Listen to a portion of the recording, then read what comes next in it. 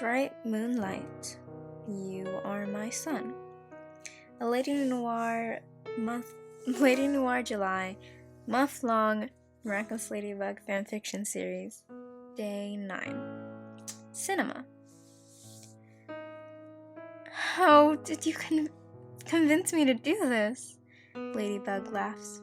She stares at the darkness around her and Chat Noir, and he is just looking back at her with the happiest smile on his face. In his arms are pillows and some blankets for the folding chairs. She has no idea where on earth he was able to find all these things. And truthfully, she doesn't want to ask. Shot chuckles and drops it all unceremoniously on the picnic spread that she had laid out. I mean, you offered. I just took the chance, so really this is on you. He teases her back. Ladybug rolls her eyes playfully at him. See? Even if you know I'm right. Even you know I'm right, even if you can't admit it. He laughs. She ignores him, much to his mirth. Chat Noir had been having an awful couple of weeks. She noticed it during the patrols. Normally he's bright and cheery, even at the crack of dawn. These past few weeks, though, he's barely been talking. His ears are drooping, and even though they aren't an actual part of his conscious being, they did show his emotions. They were so low, they were nearly folded onto itself. She had asked if he was okay, if there was something that she could do to help him. Not really, but thank you for trying, he tells her with a forlorn sigh. Ladybug looks at him with worry. There has to be something she can do. He cheers her up so many times in the past. She needs to help him too. That's what a good partner would do. What about... She bites her lip, delaying her words for a few more moments. What she's about to ask is a little out of left field for their work relationships, and it just nearly violates the whole don't plan to see each other unless it's for patrol thing that they decided on a while back. But this is a special situation. They can make one exception without it changing anything, right? Do you want to have a movie night? Would that make you feel better? At once, Sop perks up, and his eyebrows raise in surprise. Wait, really? He asks. Ladybug nods in confirmation. Yeah, the local library has a projector for public use. We could go there later at night, so that no one else is there. Would that make you feel better? She asks. Shot huffs a laugh. Feel better? I think I could ride that high for 3 months, he jokes. Great, she replies. And so they decided to plan for movie night. Tonight. She had brought some snacks that she sneakily made at home, and, well, he came with his mountains of blankets and pillows. For a second, she wonders to herself what the heck she is doing here with her crime-fighting partner, watching a movie at 2 a.m. Her 13-year-old self would be very angry with her present self for this. What movie did you bring? Shaw asks, her getting comfortable in the blankets. He curls up in a heap and puts an arm out to let her into the mass. She pauses for a second before giving in.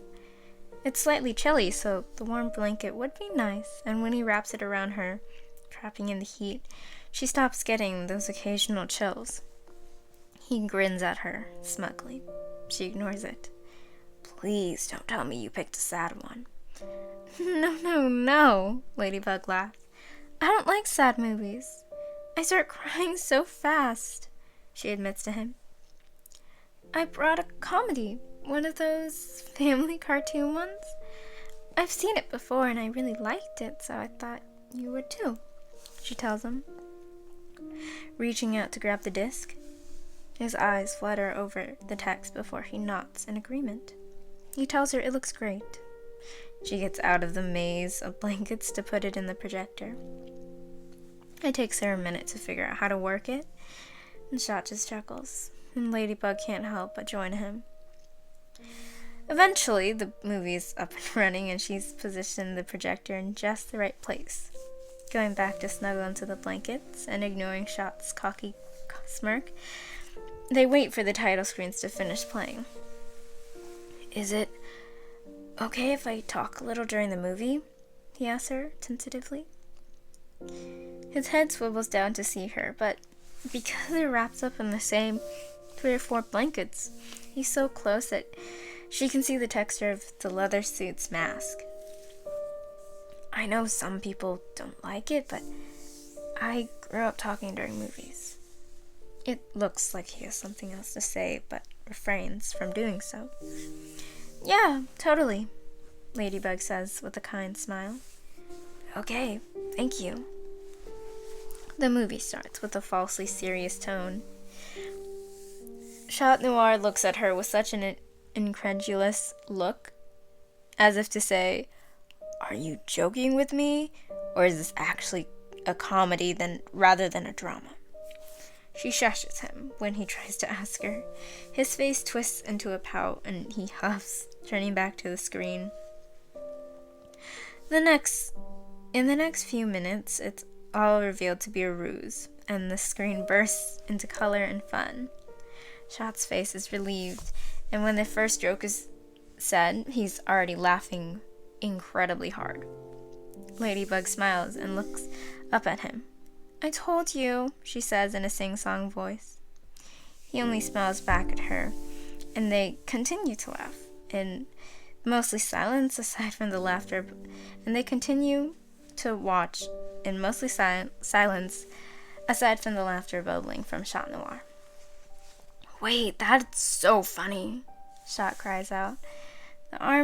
There's an arm thrown over her shoulder right now, and it drops, and he nearly dies laughing into her chest.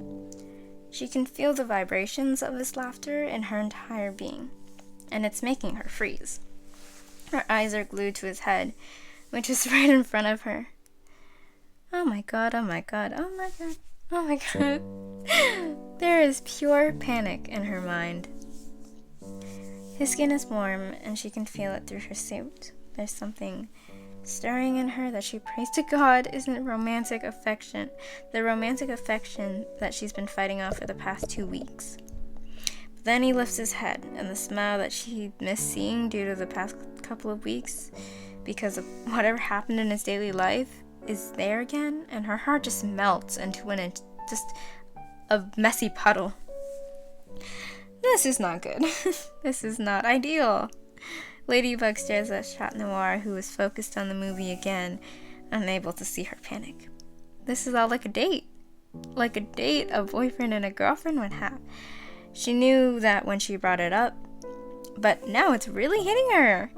It's really hitting her that she's perfectly fine with that narrative. Are you okay? He asks her after a few minutes. Yeah, she tells him. But no, she most certainly is not.